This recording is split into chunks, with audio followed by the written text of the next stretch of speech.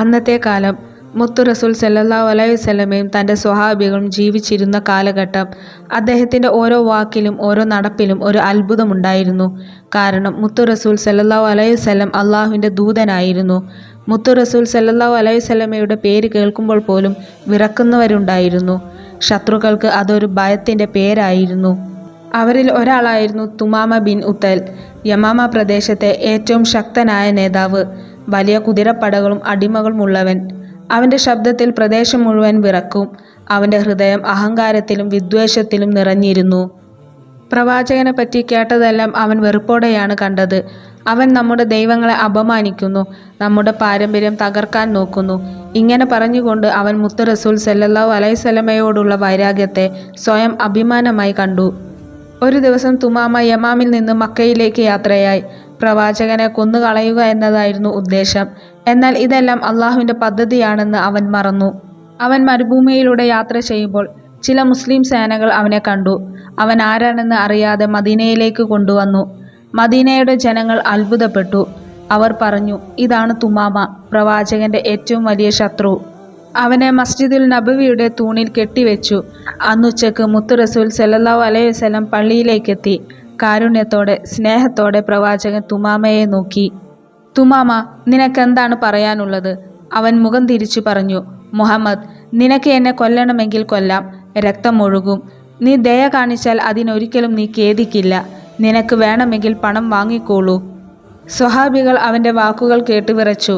പക്ഷേ മുത്തു റസൂൽ സല്ലല്ലാഹു അലൈഹി വസല്ലമയുടെ മുഖം ശാന്തം. പ്രവാചകൻ പുഞ്ചിരിച്ചു കൊണ്ട് പറഞ്ഞു, ഇന്നൊന്നും പറയേണ്ട, നാളെ കാണാം. അവനെ അവിടെ തന്നെ കെട്ടിയിട്ടു. മദീനയിൽ കാറ്റ് വീശി.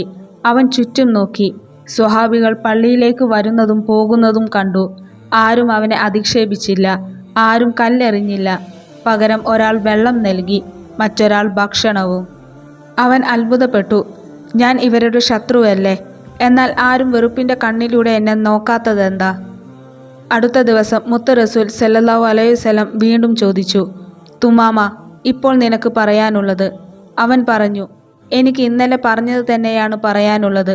പ്രവാചകൻ പുഞ്ചിരിച്ചു കൊണ്ട് പറഞ്ഞു, ശരി, നാളെ കാണാം. മൂന്നാം ദിവസം പ്രവാചകൻ വീണ്ടും അതേ ചോദ്യവുമായി എത്തി. തുമാമ അതേ ഉത്തരം പറഞ്ഞു. ഉത്തരം പറയുമ്പോൾ തൻ്റെ മരണം അയാൾ ഉറപ്പിച്ചിരുന്നു.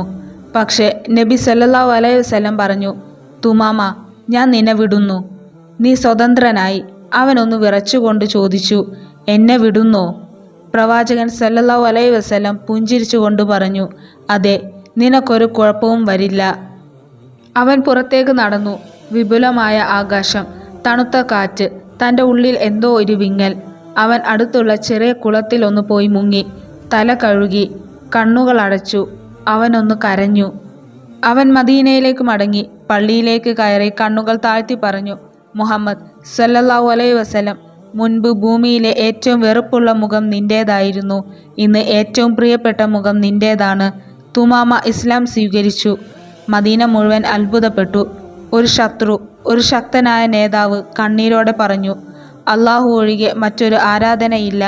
അള്ളാഹുവിൻ്റെ ദൂതനാണ് മുത്തു റസൂൽ സല്ലല്ലാഹു അലൈഹി വസല്ലം. അവൻ തിരിച്ച് യമാമിലെത്തി. അവിടെ ജനങ്ങൾ ചോദിച്ചു, തുമാമ, എന്താണ് സംഭവിച്ചത്? അവൻ പുഞ്ചിരിച്ചുകൊണ്ട് പറഞ്ഞു, ഞാൻ ഇസ്ലാം സ്വീകരിച്ചു. അവിശ്വാസികൾ അവനെ ഭീഷണിപ്പെടുത്തി. അവൻ പറഞ്ഞു, ഞാൻ മുഹമ്മദ് സല്ലല്ലാഹു അലൈഹി വസല്ലമയുടെ ആളാണ്. അവൻ തൻ്റെ ജീവിതം മുത്ത് റസൂൽ സല്ലല്ലാഹു അലൈഹി വസല്ലമയ്ക്കു വേണ്ടി സമർപ്പിച്ചു. അവൻ്റെ ശത്രുവായിരുന്ന ഹൃദയം ഇപ്പോൾ കരുണയുടെയും സത്യത്തിൻ്റെയും ഹൃദയമായി. തുമാമയെ കീഴടക്കിയത് വാളിൻ്റെ തീക്ഷ്ണതയല്ല, മുത്ത് റസൂൽ സല്ലല്ലാഹു അലൈഹി വസല്ലമയുടെ കരുണയുടെ ചൂട് കൊണ്ടായിരുന്നു. ദേഷ്യം, വെറുപ്പ് എല്ലാം സ്നേഹത്തിലേക്ക് മാറിയപ്പോൾ ഒരു മനുഷ്യൻ മാത്രമല്ല, ഒരു ഗോത്രം മുഴുവൻ വെളിച്ചത്തിലേക്കെത്തി. ഇതാണ് ഇസ്ലാമിൻ്റെ സൗന്ദര്യം. തുമാമയുടെ കഥ പറഞ്ഞു വെക്കുന്നത്, ഒരാളുടെ ഹൃദയം മാറ്റാൻ വാൾ ആവശ്യമില്ല, ഒരു നല്ല ഹൃദയം മതി. നമ്മുടെ മുത്തു റസൂൽ സല്ലല്ലാഹു അലൈഹി വസല്ലമയുടെ ഹൃദയം പോലെ.